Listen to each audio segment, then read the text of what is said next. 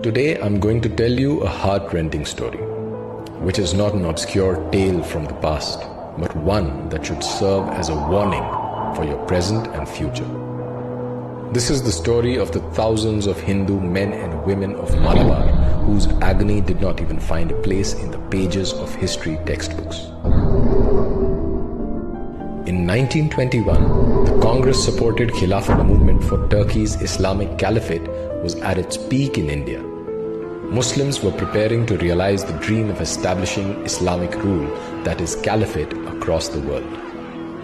On the one hand, violent slogans to annihilate the Kafirs were being raised in Khilafat meetings, while on the other, Indian National Congress, under the leadership of Mohandas Gandhi, was misleading Hindus with slogans of Hindu-Muslim unity.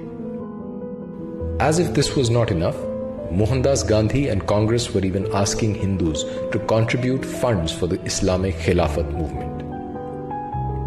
The religious frenzy of Muslims was in full swing. Muslim leaders were continuously touring Islamic countries, appealing to them to launch a military offensive against India so as to subjugate it under the banner of Khilafat. When sensible Hindu leaders like Swami Shraddhanand brought up the issue of jihadi slogans against Kafirs being raised in Khilafat meetings, Mohandas Gandhi smiled and said, "Muslims are only alluding to the British bureaucracy." To this, Swami Shraddhanand retorted, "Having allowed thoughts of violence and religious supremacism to take root in their psyche, the Muslim Maulanas would inevitably turn against the Hindus." Swami Shraddhanand was proven right in no time. Allah Bakhsh, a prominent architect of the Khilafat movement from Punjab, came to Malabar in Kerala.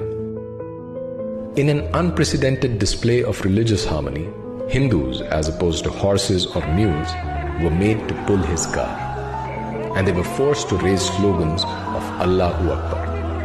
In August 1920, Gandhi visited Kerala to establish the Khilafat committees, while money was also being collected at a tremendous scale from the Hindus of Kerala. The Mecca-returned Ali Musliar, a fanatic Islamist, and his companions Varian Kunnat Kunjahammad Haji, Siti Koya Tangal, and Chemrasari Tangal, and others were already preparing to establish an Islamic state in Malabar. For this, they gathered trained young Muslims and Muslim soldiers who had fought in the First World War, and they created a Khilafat army to establish the Caliphate in India.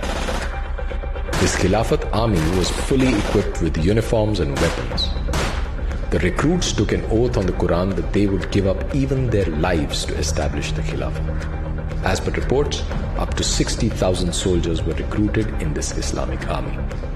They began conducting military parades in many areas of Malabar. On August 22, 1921, loudspeakers of the Jamaat Mosque declared Malabar to be a part of the Caliphate and Ali Musliar its Islamic ruler.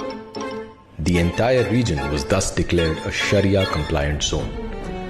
Flags of the Turkish Caliphate were hoisted on buildings. Specially designed daggers called Khilafat Chura were manufactured on a large scale and distributed among the Muslims. Predictably, the movement turned violent against Hindu Kafirs, who were asked to choose between Islam and death. Muslims started committing terrible atrocities on Hindus. Thousands of Hindus were forcibly converted to Islam. Those Hindus who did not accept Islam were murdered. Their homes were looted or set on fire. The wells and roads of Malabar were filled with the mutilated bodies of Hindus. Pregnant women were chopped into pieces and thrown into the forest, their unborn fetuses splattered on the streets. Innocent and helpless Hindu children were tortured and killed in front of their parents and siblings. Youths were tortured and burnt alive. Hindu women were raped and enslaved. Hindu flags were removed from the temples and Islamic flags were installed in their place. The murtis were desecrated or destroyed. Cows were slaughtered in temple premises. Thousands of naked, hungry and thirsty Hindus had to save their lives by running to the forests. Letters written by Annie Besant and a Hindu woman from Malabar to the wife of the then Viceroy Reading, which contained details of all these atrocities, sent shivers down the spine.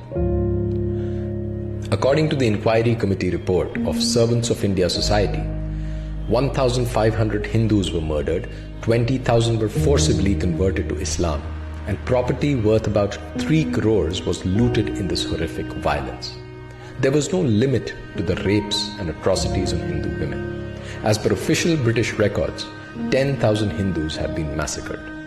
When Hindus invoked the name of Mohandas Gandhi, the president of the Khilafat movement who taught peace and non-violence, and pleaded to Muslims to stop all the violence, they replied, "Gandhi? He is a kafir. How can he be our leader?" When the news of this horrific massacre of the Malabar Hindus started spreading throughout the country, Gandhi and the Congress simply refused to acknowledge it in the beginning. But when denial became untenable, the Congress Assembly moved a mere condemnation motion. Even this was unpalatable to the so-called nationalist Muslim leaders who openly displayed their fanaticism. Maulana Fakir, Maulana Hasrat Mohani and other Maulanas vehemently opposed the condemnation motion while Gandhi and the Congress completely surrendered to them. Whoever showed concern for the plight of the Hindus and honestly reported the situation was labelled as the enemy of the country and accused of obstructing Hindu-Muslim unity. Mohandas Gandhi blamed Hindus for their own massacre. In his article published in Young India, dated January 26, 1922, Gandhi wrote, "Hindus are not without blame. They have hitherto not cared for the Mopla. They have not treated him as a friend. It is no use now becoming angry with the Moplas or the Musalmans in general." Not just that, Gandhi justified the Muslim violence. He said, "They are a brave, God-fearing people who are fighting for what they consider as religion, and in a manner which they considered religious." Obviously, Swaraj for the Khilafat leaders meant the establishment of the Islamic Caliphate, and unity for them meant conversion of all Kafirs to Islam.